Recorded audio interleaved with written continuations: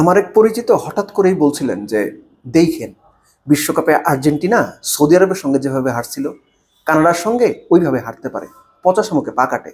যদি সত্যি সত্যি এই ঘটনা ঘটে, ওইটাকে অ্যাবসোলুটলি পচা শামুকে পা কাটাই বলতে হয়, বলতে হবে।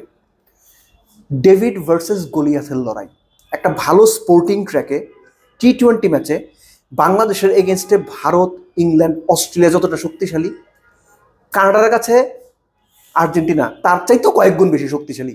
র্যাঙ্কিংয়ের 1 আর 48 নম্বর দলের খেলা। শুধু তাই না, কানাডার এটা কোপা আমেরিকার ডেবিউ টুর্নামেন্ট। এর আগে মোটে 3টা দল কোপা আমেরিকার সেমিফাইনালে খেলেছে কনকাকাফ অঞ্চল থেকে। 1993-তে বোধ হয় মেক্সিকো, 1995-তে যুক্তরাষ্ট্র এবং 2001 সনে হন্ডুরাস।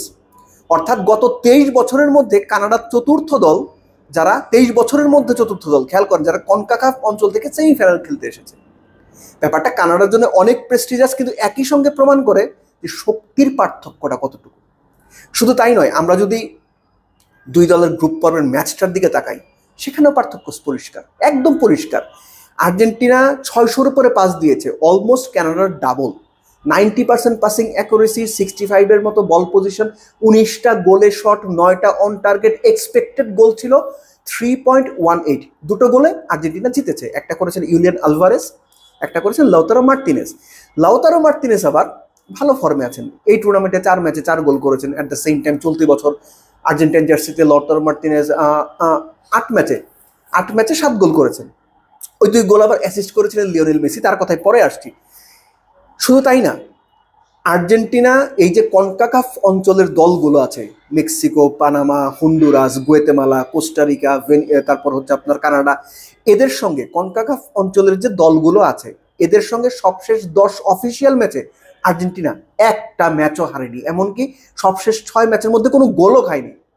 শক্তির পার্থক্যটা এতখানি। তো এখন যদি কেউ মনে করেন যে কানাডা বিরাট প্রতিদ্বন্দ্বী, কানাডা আর্জেন্টিনার এগেইনস্টে বিরাট ফাইট দেবে, সেটা হতে পারে, কিন্তু অ্যাকচুয়ালি ফেভারিট যদি আপনি হিসেব করেন, কোনো বিবেচনাতেই প্লেয়ারদের ফর্ম, প্লেয়ারদের রেপুটেশন, প্লেয়ারদের স্কিল, দুই দলের সামর্থ্য, শক্তি, কারেন্ট ফর্ম, কানাডা ভাই ধারে কাছে নাই। কেউ যদি এটা বলতে চান যে না কানাডা শক্ত প্রতিদ্বন্দ্বী আর্জেন্টিনার জন্য, তিনি ভাই তাল গাছ আমার অথবা গায়ের জোরে পাহাড় ঠেলা লোক, এটা আপনি মেনে নেন।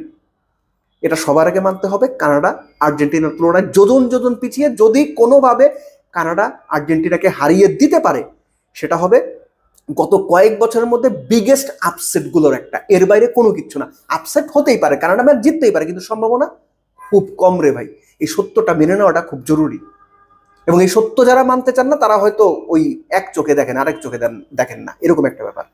সো যে আলোচনাটাতে ছিলাম, যে শক্তিমত্তার পার্থক্য বা স্ট্যাট বা পরিসংখ্যান দিয়ে আমরা যদি বিবেচনা করতে যাই, কোনোভাবেই কানাডাকে ফেভারিট বলার সুযোগ নাই। কানাডা সেমিফাইনাল পর্যন্ত এসেছে, তারা ভালো খেলে এসেছে। হ্যাঁ, একটা জায়গায় আপনি বলতে পারেন যে কোয়ার্টার ফাইনালে আর্জেন্টিনার মতো পারফরমেন্সটা করতে পারেনি। তারাও এক এক গোলে নির্ধারিত সময় ড্র করেছে, একই সঙ্গে কানাডাও তাদের ম্যাচ এক এক গোলে নির্ধারিত সময় ড্র করেছে। দুই দলই টাই ব্রেকারে জিতে সেমিফাইনালে এসেছে, এই পর্যন্ত ঠিক আছে। কিন্তু ম্যাচটা যখন সেমিফাইনাল, ম্যাচটায় যখন লিওনেল মেসি খেলবেন, ফুল ফিট না হলেও যে তিনি খেলবেন, এই ব্যাপারটা একটা বড় পার্থক্য। Lionel Messi on the pitch মানে ম্যাচের কমপ্লেকশন, ম্যাচের পরিস্থিতি, ম্যাচের মোমেন্টাম, ভাই একটা পাস, একটা শট, একটা ফ্রি কিক ঘুরে যাবে, বদলে যাবে। এই বিশ্বাসটা আপনার রাখা উচিত। If you are an Argentine supporter, এই বিশ্বাস আপনার রাখা উচিত। সো 100% ফিট মেসি না হলেও he has lot to offer. 37 বছর বয়সেও বিভিন্ন ফুটবল ভিত্তিক নামি ওয়েবসাইট কিংবা ধরেন যে সুপার কম্পিউটারে নানান রকম অ্যানালিসিস তো দেয়। এই অ্যানালিসিসের কোথাও আমি দেখিনি যে কানাডার জয়ের সম্ভাবনা 20 ভাগের বেশি। বেশিরভাগ ক্ষেত্রে যে স্বাভাবিক ইকুয়েশনটা দ্বারা করানো হচ্ছে বা মোটামুটি ধারণা দেওয়া হচ্ছে যে 80 ভাগ সম্ভাবনা আর্জেন্টিনা ম্যাচটা জিতবে এবং একাধিক গোলের ব্যবধানে জিতবে, এবং সেটা 90 মিনিটে।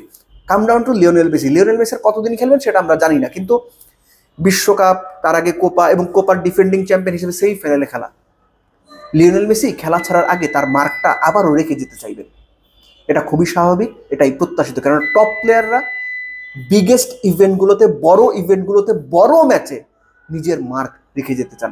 এটা শুধু জয় পরাজয় দিয়ে ডিফেন্ড করার জন্য না, এটা নিজের সাথে নিজের একটা চ্যালেঞ্জ যে সেমিফাইনালে অ্যাসিস্ট করা, সেমিফাইনালে গোল করা, ফাইনালে গোল করা, ফাইনালে অ্যাসিস্ট করা। লিওনেল মেসি সেই প্লেয়ার যিনি ওটা ভেতরে ধারণ করে, এটা আমার বিশ্বাস। So wishing good luck to Canada. কিন্তু এই ম্যাচটা সত্যিকার অর্থে কানাডা আর্জেন্টিনাকে হারিয়ে কোপা আমেরিকার সেমিফাইনাল জিতে ফাইনালে পৌঁছে যাবে, এটা বিশ্বাস করতে না কষ্ট হয়। এই কারণে বলছি, যদি এরকম ঘটনা ঘটে বা ঘটে যায়, সেটাকে আপনি ওই যে আমার ওই পরিচিত কথা দিয়ে শুরু করেছেন, যে বলেছেন যে মানে পচা শামুকে পা কাটতে পারে, এটাকে আপনি পচা শামুকে পা কাটাই ধরে নিতে পারেন। তবে পচা শামুকে নর্মালি যারা ভালো জুতা টুতা পরে তাদের পা কাটে না, যারা খালি পায়ে হাঁটে তাদের পা কাটার সম্ভাবনা থাকে। আর নিশ্চয়ই আর্জেন্টিনা খালি পায়ে হাঁটে না।